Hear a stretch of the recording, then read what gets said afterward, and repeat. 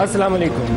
NA-246 Karachi کے انتخابات میں کیا ہوگا؟ کیا کوئی بڑا اپسیٹ ہو سکتا ہے؟ جوڈیشل کمیشن کے سامنے سیاسی جماعتیں ثبوتوں کے انبار لے کر گئی ہیں کیا، لیکن ایسے ثبوت موجود ہیں جس کی بنیاد کے اوپر سپریم کورٹ یا جوڈیشل کمیشن یہ طے کر سکے کہ یہ انتخابات جو تھے یہ آئین کے اس آرٹیکل سے متصادم ہے جو کہتا ہے کہ ٹرانسپیرنٹلی کنڈکٹ کیے جائیں گے؟ اور اس کے علاوہ پاکستان کے آنے والے دن پاکستان کو کس طرف لے کر جائیں گے؟ ضرب عزم بھی جاری ہے۔ تحریک انصاف کا دعویٰ ہے کہ 2015 انتخابات کا سال بھی ہو سکتا ہے۔ یمن کی صورتحال بھی ہے جہاں پرائم منسٹر اور آرمی چیف کل سعودی عرب جا رہے ہیں۔ یہ 3-4 بڑے ایشوز ہیں جس کے اوپر آج کے پروگرام میں ہم نے بات کرنی ہے، اور ہمارے ساتھ مہمان شخصیت ہیں تحریک انصاف کے سربراہ عمران خان۔ خان صاحب بہت شکریہ، آج کے پروگرام میں آپ ہمارے ساتھ شریک گفتگو ہو رہے ہیں۔ NA-246 سے آغاز کریں گے۔ آپ کی جماعت بڑے زور و شور کے ساتھ اور بڑے دعووں کے ساتھ NA-246 میں انٹر ہوئی تھی کہ ہم خوف کا بت توڑنے جا رہے ہیں، کراچی والوں کی متبادل آپشن بننے جا رہے ہیں۔ کیا وہ متبادل آپشن آپ بن پائے؟ کل کیا ہوتا ہے ندیم، وہ تو کل ہی پتہ چلے گا، لیکن دیکھیں تبدیلی تو آ چکی ہے، اور تبدیلی ایسے آئی ہے کہ اس علاقے کے اندر NA-46 کے اندر کیمپین کرنا بھی ناممکن تھا۔ حالانکہ شروع میں ہم نے جب اپنے کیمپس لگایا ان کے اوپر انہوں نے اٹیک کیا، اور MQM کی قیادت کہتی کہ جی لوگ اتنے غصے میں ہیں کہ لوگوں نے عمران خان نے پتہ نہیں کیا کہہ دیا الطاف حسین کے متعلق کہ لوگ غصے کی وجہ سے تحریک انصاف کو کیمپین نہیں کرنے دے رہے۔ لیکن حقیقت یہ ہے کہ اس علاقے میں ایک جو ملیٹنٹ ونگ ہے MQM کا، جس کے ذریعے الطاف حسین کنٹرول کرتے ہیں اپنی پارٹی کو، ایک وقت تھا کہ جو مہاجر کی جینون گریونس تھی کہ میرٹ سسٹم نہیں ہے، ان کو کوٹا سسٹم ہے، وہ پڑھے لکھے جو اردو سپیکنگ ہیں وہ آگے نہیں آ سکتے، اور اس میں کوئی شک نہیں کہ سب سے زیادہ پڑھے لکھے اردو سپیکنگ تھے شروع میں۔ اور آپ دیکھ لیں شروع میں کنٹریبیوشن کتنی تھی اردو بولنے والوں کی پاکستان کی پالیٹکس میں، ادیب تھے، انٹلیکچوئلز تھے، سپورٹس مین تھے، یعنی ہر ایریا میں کیونکہ زیادہ پڑھے لکھے تھے یہ اوپر آ رہے تھے، تو ان کی گریونس یہ تھی کہ کوٹا سسٹم کی وجہ سے یہ اوپر نہیں آ سکتے، اور وہ ٹھیک تھی، جینوئن تھی، کیونکہ کوٹا سسٹم تو کامیاب نہیں ہوتا۔ مثلا آپ کرکٹ ٹیم میں کوٹا لگا دیں تو وہ کبھی بھی میچ نہیں جیت سکے گی، آپ بہترین کھلاڑی کھلائیں گے تو وہ میچ جیتے گی۔ تو اسی طرح ملک میں بھی میرٹ سسٹم ایک ہی سسٹم ہوتا ہے جو ملک کو اوپر لے کے آتا ہے، اور ڈیموکریسی اور بادشاہت میں فرق کیا ہے کہ ڈیموکریسی میں میرٹ ہوتی ہے۔ تو اس کو ایکسپلوئٹ کرتے ہوئے MQM ایک جینوئن اردو سپیکنگ لوگوں کی جو گریونس تھی ادھر سے شفٹ ہو کے ایک ملیٹنٹ، ایک مافیا، ایک فیشسٹ پارٹی بن گئی، اور اس کا اب چیزیں سامنے آ رہی ہیں۔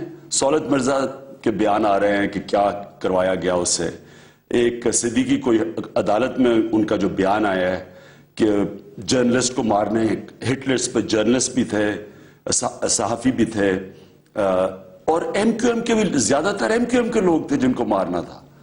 تو اس سے یہ شو کرتا ہے کہ ایک آدمی جو 23 سال باہر بیٹھا ہوا ہے وہ کبھی کنٹرول کر ہی نہیں سکتا پارٹی کو، 23 سال باہر بیٹھ کے، اور وہ پارٹی پاور میں ہے جب تک کہ اس کے پاس یہ ملیٹنٹ ونگ نہ ہو، یعنی جو بندوق کے ذریعے، خوف کے ذریعے لوگوں کو کنٹرول کرے۔ عمران، لیکن مجھے ایک چیز لگی کہ انہوں نے بہت زیادہ ہوشیار قسم کی سیاست کی آپ کے معاملے میں۔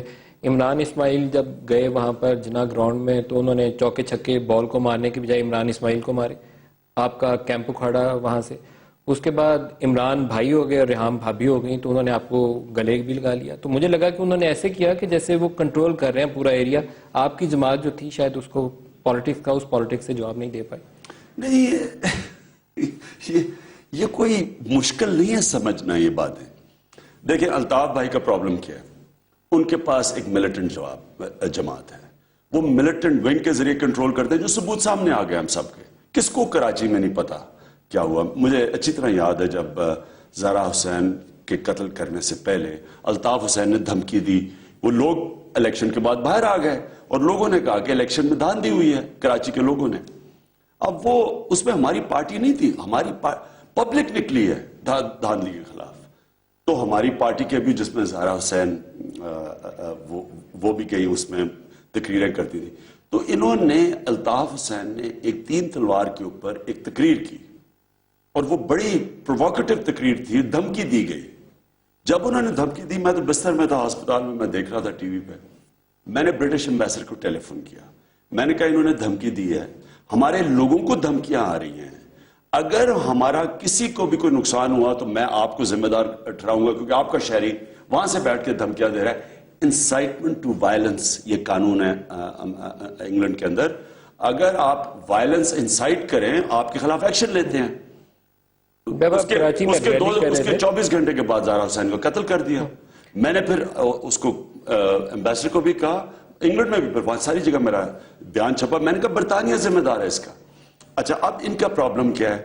الطاف حسین, ہم نے ایک پوری وکیلوں کی ٹیم تیار کی ہوئی ہے انگلینڈ میں, اگر کچھ ہوتا ہے ہمارے کسی کو تو ہم نے ان کے اگینسٹ ایکشن لینا ہے. پھر سے جب آپ کراچی میں ریلی کر رہے تھے مجھے بڑا اچھا لگا, آپ گاڑی کے اوپر کھڑے ہوئے ہیں, لوگوں کے درمیان میں ہیں, وہ ایک چیز وہ جو آپ دعویٰ کرتے ہیں کہ آپ خوف مٹا رہے ہیں, تو خوف مٹایا, لیکن وہاں اپنے زہرا حسین کا یا ان چیزوں کا مجھے لگتا تھا کہ شاید آج آپ کریم آباد میں کھڑے ہو کے وہ نعرہ لگائیں گے, وہاں آپ نے ذکر نہیں کیا ان چیزوں کا. زہرا حسین کا تو میں کئی دفعہ کر چکا ہوں, وہ تو خیر اب JIT کی رپورٹ بھی آنے والی ہے جس میں MQM کے لوگوں نے, پتا ہے کہ انہوں نے MQM کے لوگوں نے اس کو قتل کیا ہے.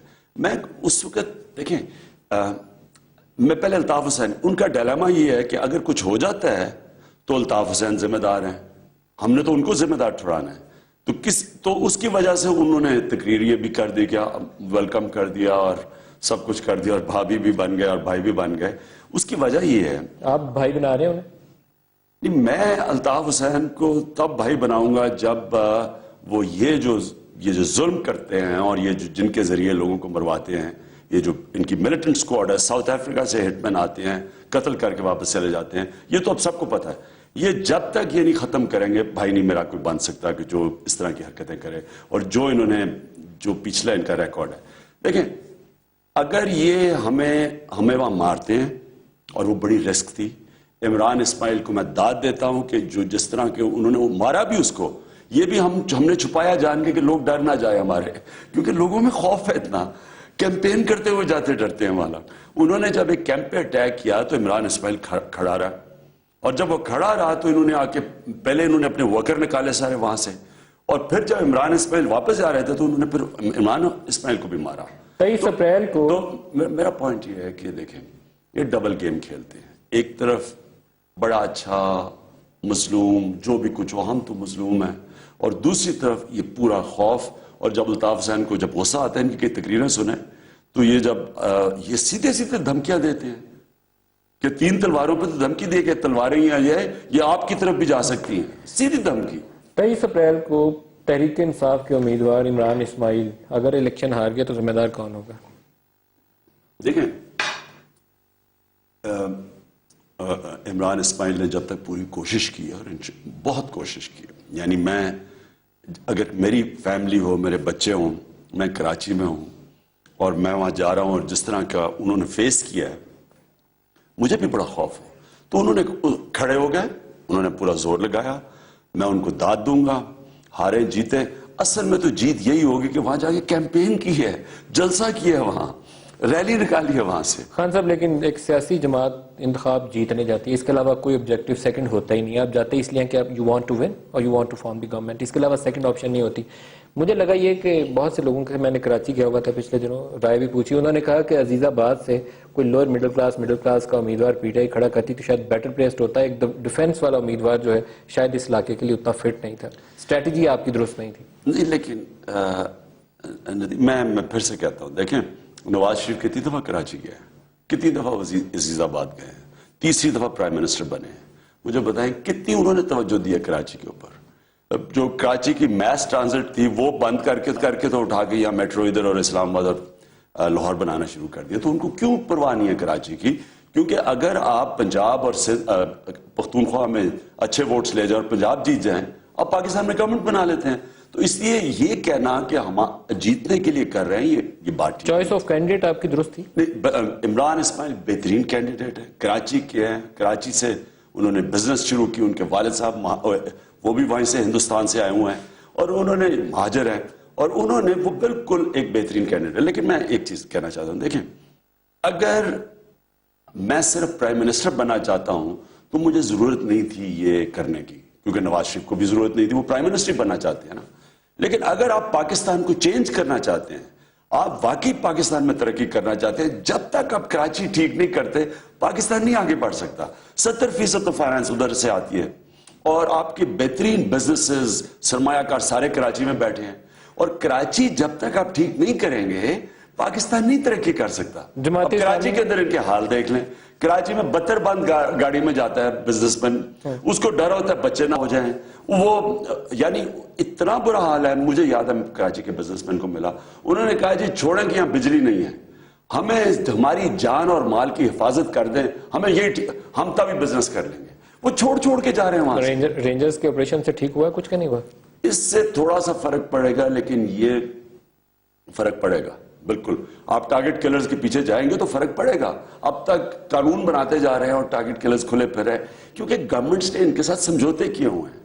لیکن نواز شریف نے پہلے سمجھوتا کیا, جب پیپلز پارٹی نے ایکشن لیا, نصیر اللہ بابر نے, تو نواز شریف نے آ کے سمجھوتا کر لیا, کیونکہ وہ صرف گورنمنٹ چاہتے تھے.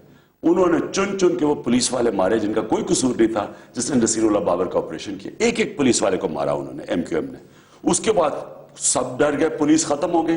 جب پولیس کو اصل میں پولیس کے ذریعے آپ کنٹرول کرتے ہیں, رینجرز کا یہ کام نہیں ہے. جب پولیس پیچھے ہٹ گئی, سروٹ پارٹیز نے اپنے ملیٹنٹ ونگز بنا لیے, اور بھی ملیٹنٹ ونگز آ گئے. کراچی میں بالکل ہی قانون ختم ہو گیا. جنرل مشرف کے دور پہ یہ اور مضبوط ہو گئے. کھل کے ولی بابر کے جو صحافی کو مارا, ان کے 4 وٹنسز کی آنکھوں میں گولیاں ماری بتانے کے لیے کہ یہ ہوگا حشر اگر آپ سامنے آئیں گے.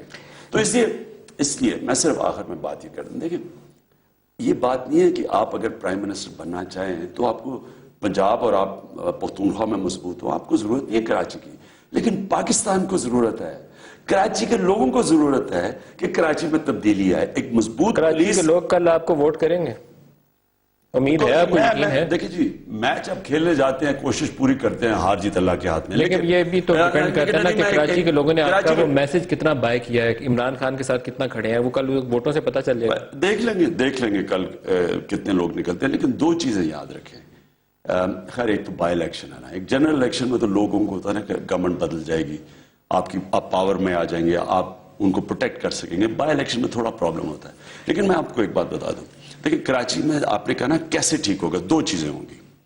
ایک بلدیاتی نظام, آپ جب تک لوکل گورنمنٹ سسٹم نہیں لے کے آتے لوگوں کے حالات حل نہیں ہوں گے. مثلا کراچی باقی پاکستان کی طرح جب تک آپ ایک صحیح معنی میں کراچی میں بلدیاتی نظام نہیں لے کے آتے اور پولیس کی پاور, پولیس کو نیچے ڈسٹرکٹ کے نیچے نہیں ڈالتے اور ان کو فائنانس کی ایبلٹی نہیں دیتے. اب کراچی کا پرابلم ہے پانی مثلا اور ٹرانسپورٹ پرابلم ہے, وہ کراچی کے لوگ ہی حل کر سکتے ہیں جب آپ بلدیاتی نظام لے کے آئیں. وہ ہے ہی نہیں. خان صاحب لیکن your campaign in NA246 failed to focus on these issues. یہ معذرت کے ساتھ 8 سال سے وہاں کراچی میں پیسہ نہیں لگا. میں نے پچھلے 5 سال کے نمبر پوچھے, انہوں نے کہا 900 ارب کا جو پروگرام تھا کوئی 50 ارب کراچی میں لگا, 850 پتہ نہیں کہاں لگا, یہ کسی کو پتہ ہی نہیں ہے.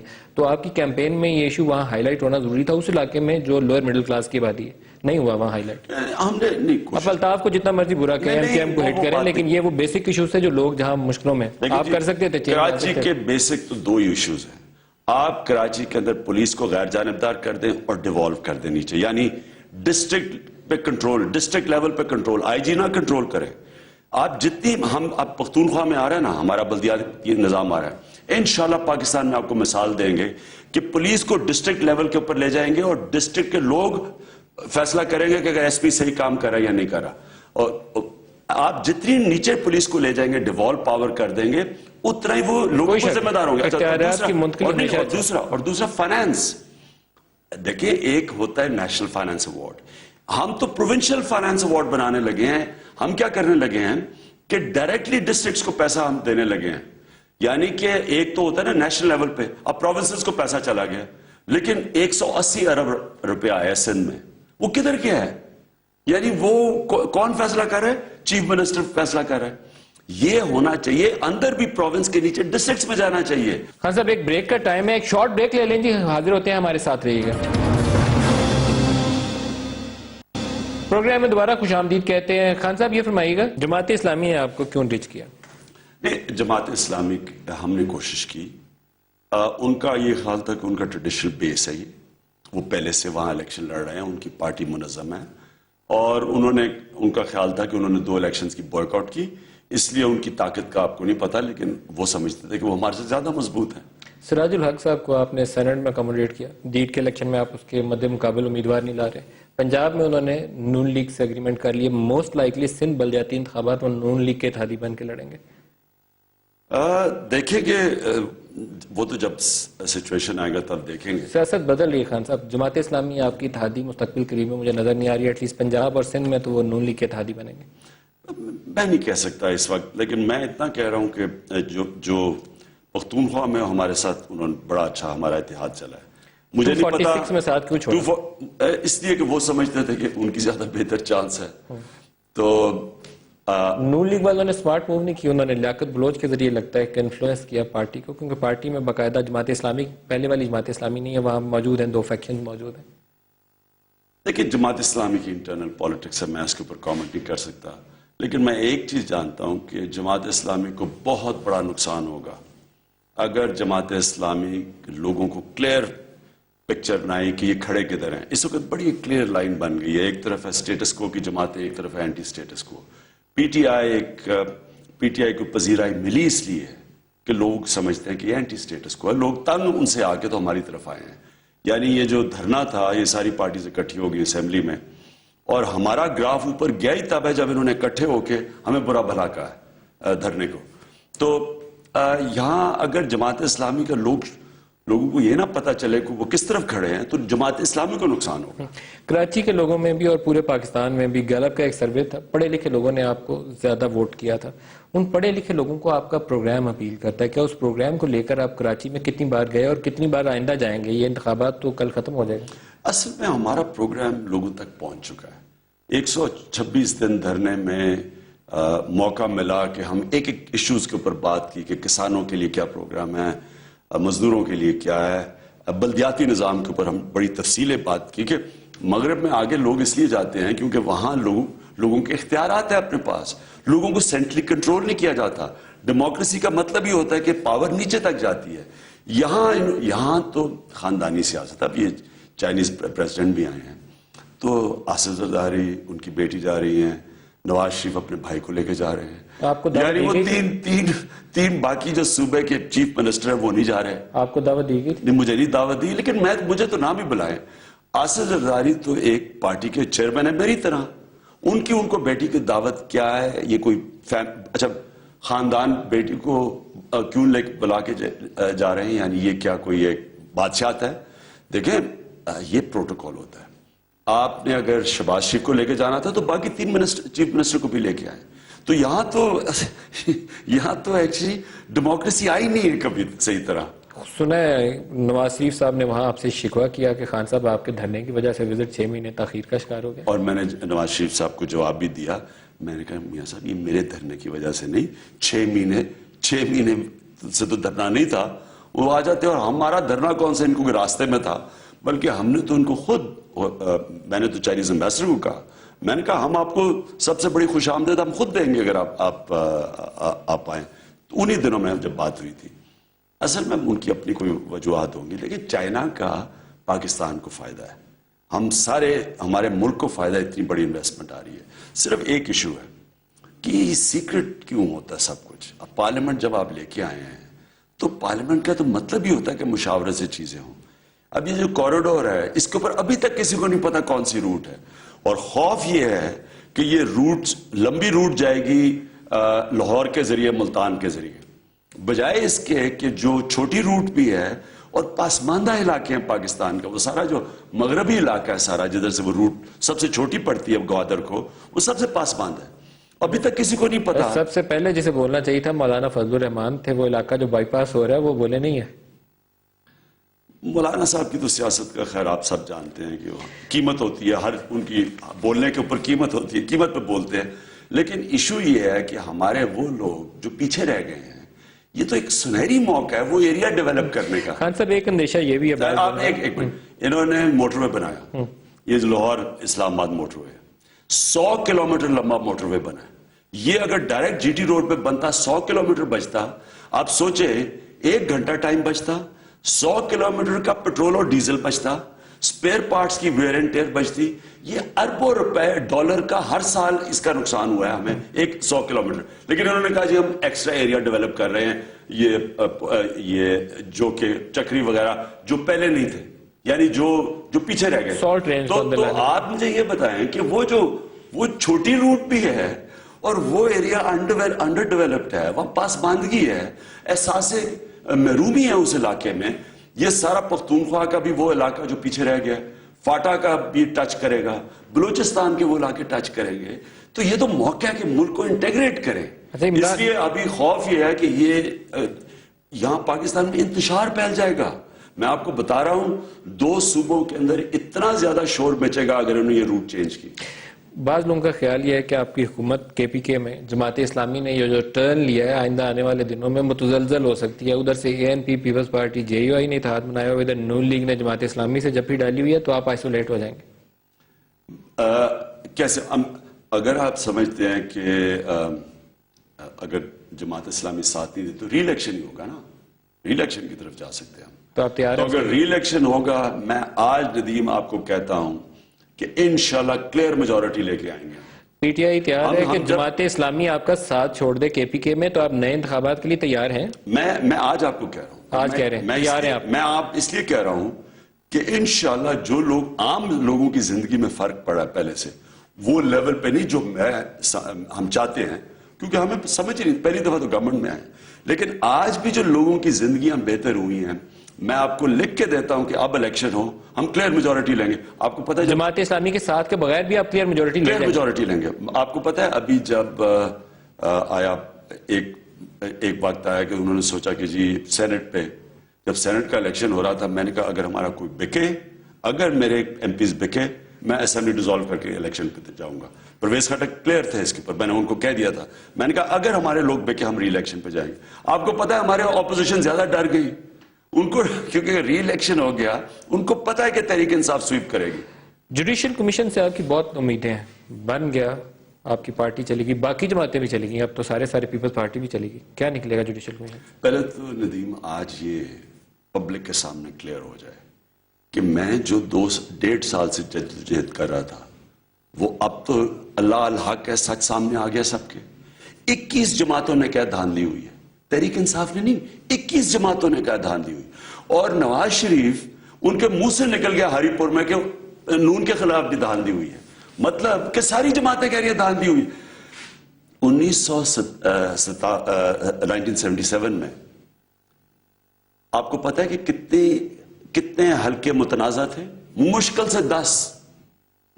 سے 10 حلقے متنازع تھے. پیپلز پارٹی نے فیصلہ کر لیا ری الیکشن کروانے کا. انہوں نے کہا کہ ہم مورل اتھارٹی, اخلاقی قوت کھو بیٹھے ہیں, اس لیے ری الیکشن 10 حلقوں پہ انہوں نے کرانے کا فیصلہ کر لیا. یہاں تو 400 حلقے گئے ہوئے تھے ان کے پاس جو متنازع تھے, 400, جس میں سے چودھری افتخار نے کہا جی ٹیکنیکل گراؤنڈز پہ بھی ناک آؤٹ ہو سکتے ہیں, 80% تو وہی ناک آؤٹ ہو گئے. تو جتنے بھی حلقے کھلے ہیں سب میں دھاندلی نظر آئی ہے. اعتزاز احسن نے پورا ایک پیپر لکھا ہے, ہاؤ این الیکشن واز 38 کانسٹیٹوئنسیز کی جو رپورٹ گئی ہے اس میں کتنے % آپ کو لگتا ہے کہ کوئی آرگنائزڈ ریگنگ ہے؟ The term organized ragging is very important. Individual levels کو چھوڑ دیں آپ, تو آپ کو ڈسکرائب کرنا پڑے گا.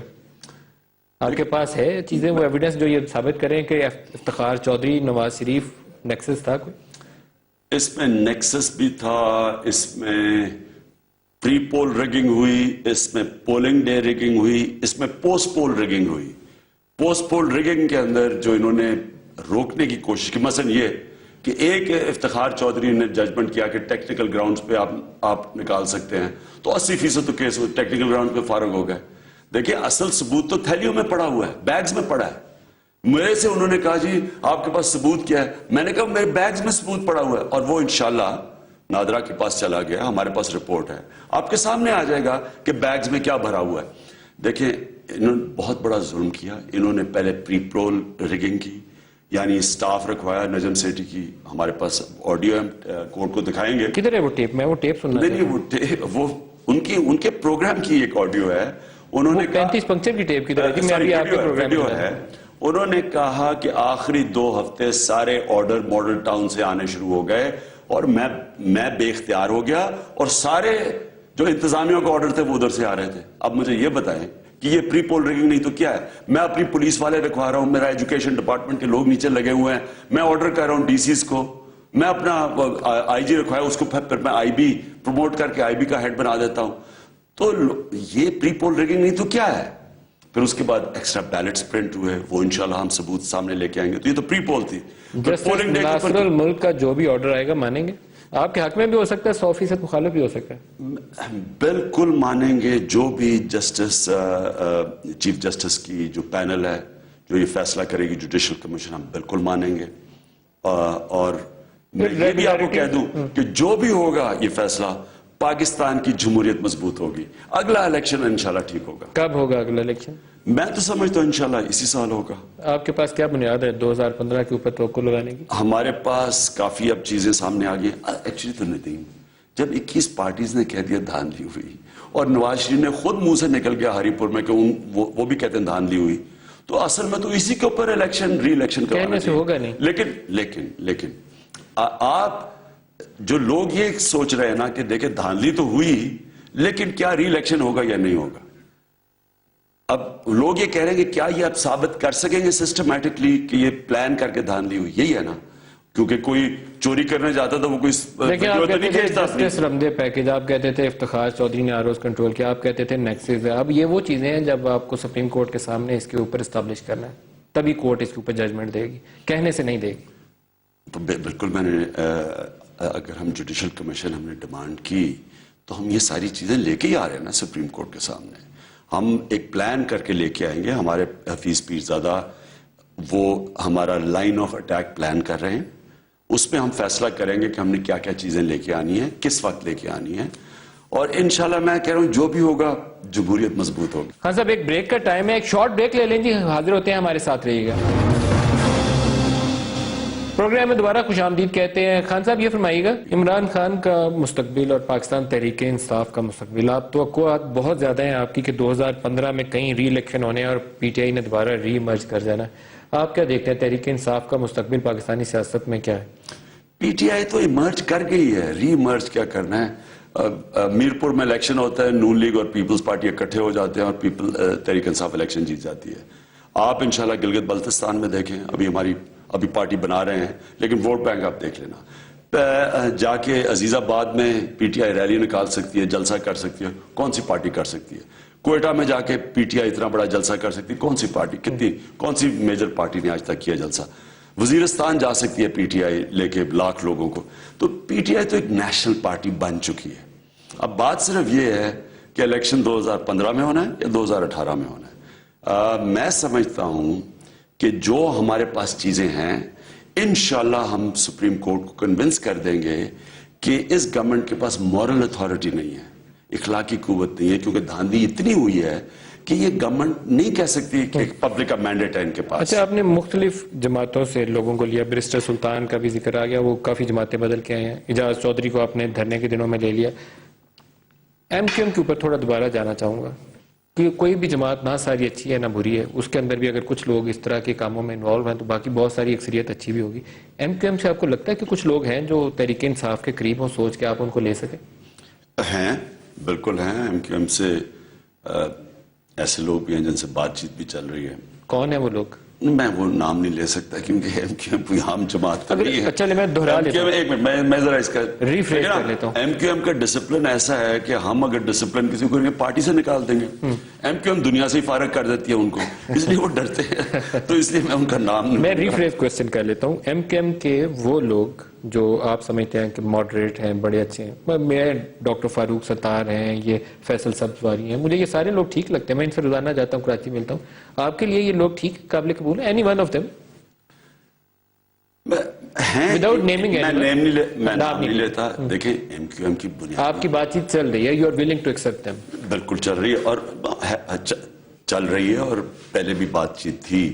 جب ہم کراچی جاتے تھے تو ہمیشہ سوچتے تھے کہ کچھ ہمارے تو پرامن لوگ ہیں, فیملیز ہماری ریلیز میں آتی ہیں, تو کوئی اس طرح کی چیز نہ ہو جائے کہ جو حادثہ یہ کروا دیں, کیونکہ خوف تو ان سے رہتا ہے ہمیشہ.